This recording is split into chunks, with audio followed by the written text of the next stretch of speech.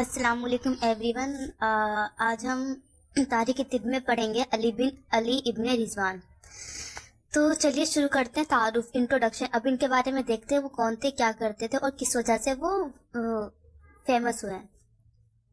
ابو الحسن علی بن رضوان بن علی جعفر مصری کا شمار ذی علم اور حاذق اطباء میں ہوتا ہے. ابن رضوان 998 AD میں مصر ایجپٹ کے ایک شہر ہیرا میں پیدا ہوا تھا.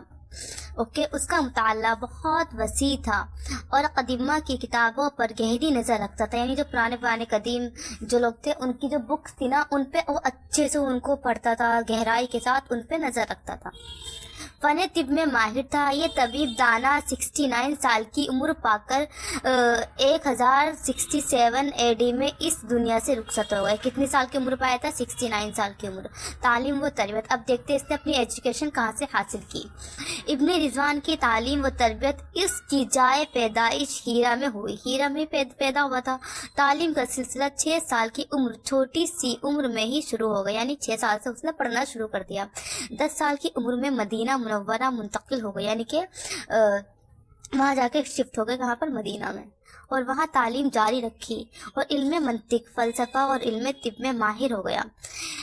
علم طب کی عظمت اور جذبہ خدمت خلق سے متاثر ہونے کے باعث علم طب کو ہی اپنا میدان کار بنایا. یعنی کہ اس نے دیکھا کہ جو ہماری خدمت ہے، جو ہمارے لوگ ہیں، وہ زیادہ تر کس سے زیادہ باعث ہے، یعنی کس کو زیادہ توجہ دیتے ہیں؟ ہمارے علم طب کو. تو اس لیے اس نے علم طب میں ہی اپنا پورا دھیان لگا دیا اور اس میں ہی کام کرنا شروع کرتا ہے. ابن رضوان نے علم نجوم، یعنی جو ستاروں کا علم ہوتا ہے، میں بھی خاصی مہارت حاصل کر لی تھی.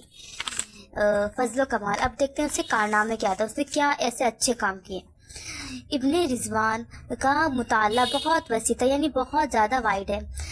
قدیمہ کی کتابوں پر تنقید کیا کرتا تھا. اس کو علم طب اور علم نجوم میں یکساں مہارت تھی. یعنی علم طب جو ہوتا ہے ہمارے علم نجوم، یعنی جو ستاروں کا علم ہوتا ہے، نالج ہوتی ہے، اور یہی دونوں فن اس کی روزی کا سبب اور ذریعہ انعام و اکرام بنے. یعنی اس میں اس نے کام کرنا شروع کر دیا. تصنیف و تالیف کا بھی شوق تھا، یعنی کتابیں لکھتا تھا بھی، اس کو اکٹھا کر کے وہ بھی کرتا تھا. زیادہ تر قدیمہ کی کتابوں پر تبصرہ دیا کرتا تھا. زیادہ تر پرانی کتابوں پہ اپنا دھیان فوکس رہتا تھا اس کا. ابن رضوان بحیثیت طبیب، ایز اے فزیشین وہ کیسا تھا؟ طب میں علمی و عملی، یعنی کہ تھیوری اینڈ پریکٹیکل، عملی دونوں اعتبار سے کامل تھا. مطلب پابندی سے کیا کرتا تھا. انتہائی بااخلاق، یعنی بہت اچھے مینر سے، اور غریب پر برتا، یعنی غریبوں کی اچھے سے مدد کرتا تھا. چنانچہ اس کے مطب کا چرچا، یعنی جو اس کی کلینک تھی، اس کا چرچا دور دور تک پہنچا. مطب سے اچھی خاصی آمدنی ہوتی تھی، کیونکہ دور دور تک لوگ آیا کرتے تو اچھا خاصی آمدنی ہوا کرتی تھی، جس میں سے اپنے گزر بھر کے روک کر فاضل رقم اپنے اکبرا و غربا میں خرچ کرتا تھا. یعنی یہ جو ضرورت کی رقم میں اپنے پاس رکھتا تھا، اس کے علاوہ وہ غریبوں میں بانٹ دیا کرتا تھا. بحیثیت طبیب وہ علم الادویہ میں ماہر تھا. جو دوائی کا علم ہے اس میں وہ اچھا ہنر رکھتا تھا.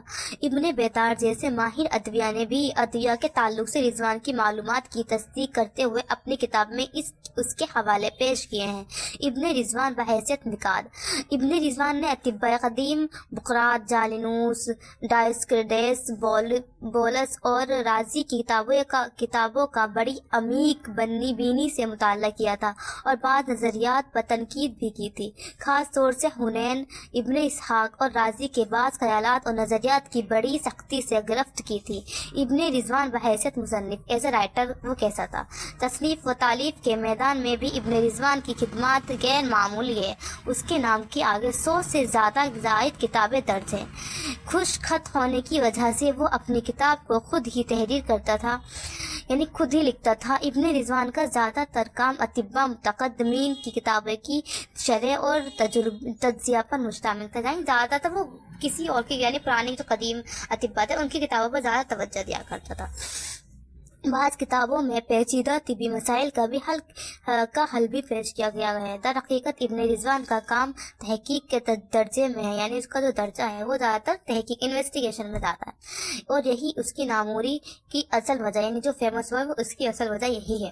طب کے تعلق سے ابن رضوان کی تالیف کردہ کتب کی تعداد 49 کے قریب ہے۔ ان میں سے کچھ اہم تالیفات کے نام اس طرح ہیں: شرح کتاب الفرق الجالینوس، شرح کتاب الصناعۃ الجالینوس، یعنی کہ جو قدیم اطباء تھی ان کی شرح لکھی ہے اس نے، شرح کتاب النبض الصغیر جالینوس، شرح کتاب المزاج الجالینوس، کتاب اصول الطب، مقالہ فی حفظ الصحت وغیرہ وغیرہ۔